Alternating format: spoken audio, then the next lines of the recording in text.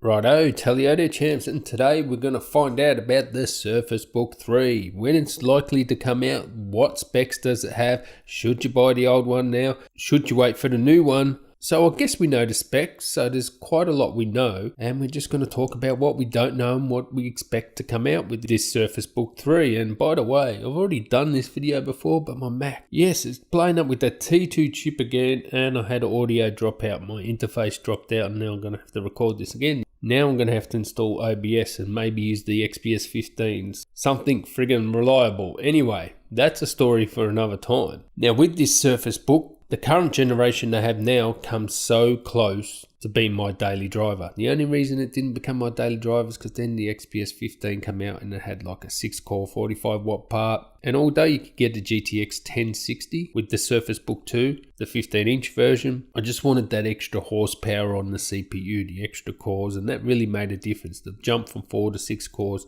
made a big difference. I tell you now, it was so close because it's so beautiful, so well engineered.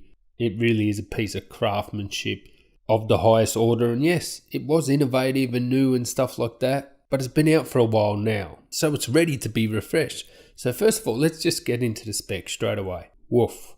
These are the specs, okay? So on the left hand side we have the 13-inch, on the right hand side we have the 15-inch. Now I'll leave a link in the description to the tweet from @RoneGame or something like that. He's the one that sort of discovered this, but it makes perfect sense. If you think that the current 13-inch uses, 8th generation 15 watt U parts, yes, it can fit an Ice Lake CPU in, no problems, and it uses a GTX 1050. So the modern equivalent of that is the 1650 Max Q. Now what's strange is the 15-inch on the right actually had a 1060 in it, and it had problems like keeping up because it was only a 105 watt package and it just could not power the GPU and the CPU together, and it used to drain battery, and yeah, what they had to do was throttle it, basically throttle it. The 105 watt package was not enough to handle the components. Sound familiar, Apple? Now if you have a look at the CPU it's got itself, obviously it's going to have the i5, but it does have the Ice Lake CPU, so the 10th generation Ice Lake. It's not using Comet Lake, and how you can tell the difference is G is Ice Lake, U is Comet Lake. Comet Lake can have 6 cores and it's 14 nanometer. Ice Lake, which this is 10 nanometer and it's up to 4 cores. Now you might think, why not go Comet Lake, you can get 6 cores. Well, Ice Lake has better graphics, much better graphics. In actual fact, you could probably get a Surface Book 3 because they're friggin' expensive. I'll get into that in a sec. But you could probably get a base model without the graphics because the graphics are quite good on Ice Lake CPUs. Also, you have Wi-Fi 6 built in. You also have Thunderbolt 3 built in. Now, they're both using the same CPU, but you got to look closely here. TDP is 15 watts. The 13-inch will be using the 15 watt configuration of this Ice Lake CPU. The 15-inch, they will juice it up. It can be configured up to 25 watts. So the 15-inch will go harder. It'll be configured to that 25 watts. And if we just have a look at a patent Microsoft have here, it's something to do with cooling or something like that. And maybe they needed this because maybe they're going to increase the 105 watt limit, maybe get it up to 130 watts or something like that. Maybe they need the extra cooling. And one thing to know about Microsoft is they don't get a lot of credit for this, but their cooling is amazing, and how quiet their laptops are amazing. If you get the latest Surface Pro, the i5 model with the Ice Lake CPUs, it is passively cooled. There's no fan, no noise, and you still get performance just the same as every other Ultrabook. And it's totally silent. Even the Surface laptop is very quiet. And you got like, say, something like a MacBook Air, and it uses like a Core Y processor, like an 8 watt processor, and it has a fan. So Microsoft do very well on cooling. Their machines are very quiet, and I don't expect this to be any different. Hopefully they go up from the 105 watt. Now, will it have Thunderbolt 3? For me, it has to have it.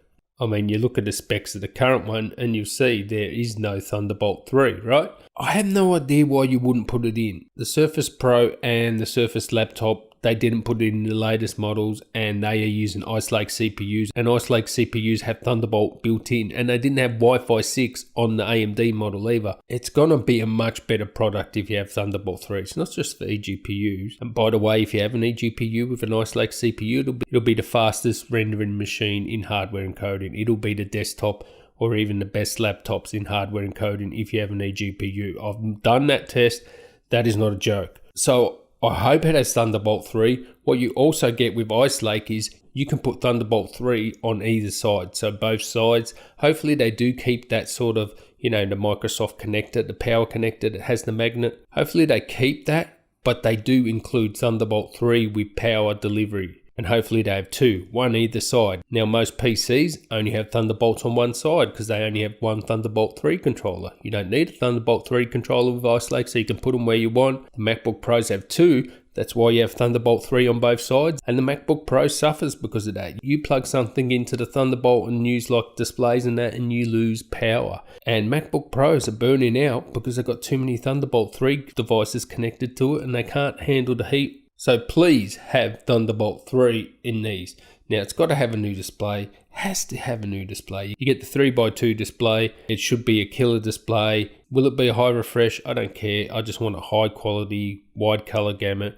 60 Hz is fine for me. I mean, the artist would appreciate it if it was 120 Hz with the pen, you'll get less lag and so forth. I'll just use it mostly as a laptop. So I just want the highest quality display and I want a 500 nits and hopefully HDR. And those things have amazing battery Surface Books, like the best battery life in its class, like beats everything. Because you've got battery in the base and you've got battery behind the display as well. They're also supposed to be fixing the hinge. It's going to have a better hinge mechanism. Maybe it doesn't have that sort of gap in the hinge anymore.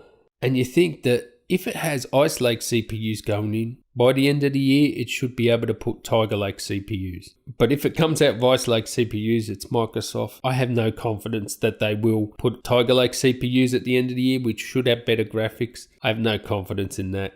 But the actual specs look great on paper. The Thunderbolt 3 to me is going to be the deal breaker. If it doesn't have Thunderbolt 3, I definitely won't get it because it's only got 4 cores. Now having Ice Lake CPU and the Iris Plus graphics, if I connect an eGPU, I'll get renders faster than anything. But if I can't connect an eGPU to it, I'll have to wait and see. I guess, 4 cores isn't as good as 6 or 8, but it does have a graphics card, so it should still have decent render times. But for me, you let me know down there in the comments, is it the same for you? Do you need Thunderbolt 3? Don't know why Microsoft are allergic to it. It's just strange. It's like, why would you not put Thunderbolt 3? Now, will it be easily upgradable or whatever? I doubt it, because everything's going to be behind the display, isn't it? Most of it. Actually, if they re-engineered it and put, the SSD in the actual base, but they can't do that, can they? Because once you take the screen off, I doubt it. Maybe a secondary SSD there. Anyway, it's looking promising, it's looking good. When can we expect it? We can expect it, I guess, end of March, April to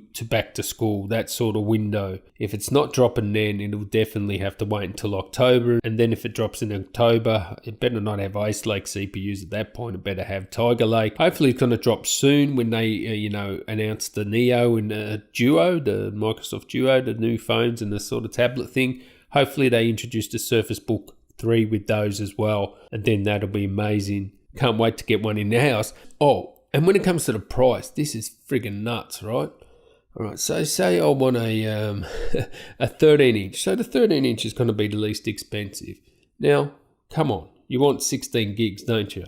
8's a bit light these days. You can't get away with 16 gigs if you're doing nothing, but 16 gigs is, I would prefer that. Hopefully the new ones have up to 32 gigs, maybe even 64 if you're lucky. All right, so let's just go 8 gigs just to see what the cheapest is. So there you go. Let's 256 gig. Look at the price there. So 2,199 Australian. That's a decent price for the Surface Book, okay? It's innovative device, whatever. It's got an i5, it's got enough power there. Looks like a good device for that. But if you want to spec it up to what I would get, like 16 gigs, and I want an i7 and I want a terabyte SSD, 4,499. What the fuck? Are you serious? That's like more expensive than a MacBook Pro, like a 16-inch, like with an i9. The prices are just insane. So the prices have to go down. But there is one saving grace for this, because if you get the base model, you can go with the i5 or i7, doesn't matter, but you're going to get the Iris graphics. I wouldn't recommend these without the graphics. I reckon you do need the discrete graphics, so that's why I'll go for the i7 with the discrete graphics here. But with the new Ice Lake CPUs, you could probably get away without the graphics. if you don't need it. So yeah, that's an option here. So anyway, hopefully the pricing's not like this. I mean, come on, 4,500 for a Surface Book 13-inch. I mean, what the hell's a 15-inch cost? 16 gig, blah blah blah, 1 terabyte. 4,900. It doesn't even cost that much more, really, does it? Yeah, that's a strange price. Anyway, the specs look awesome. Let me know what you guys think there. Can't wait to have a look at one of these. I'll catch you in the next one, guys. Tally ho.